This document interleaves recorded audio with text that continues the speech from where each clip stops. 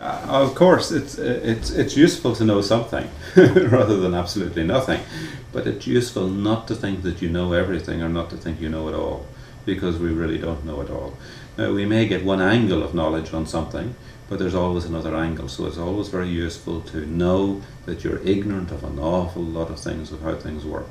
Now, it comes in many different aspects, ignorance. Sometimes you take students from physics and bring them into biology. They know nothing about biology, but they bring some completely new aspect into biology where they're completely ignorant, but they're applying something that they already know.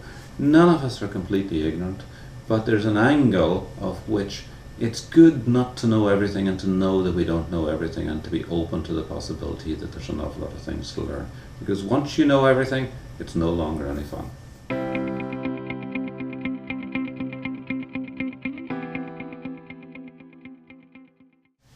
You have to ask the right question.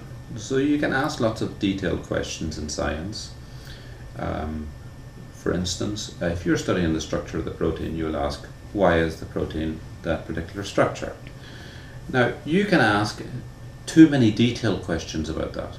You could figure out what exactly is the hydrogen bonding or the molecular reasons that it has that structure. But it is much more important to ask questions that have some wider significance. I wonder, what could that protein interact with, and what would that interesting feature on the edge of that protein be, and how could I actually test this?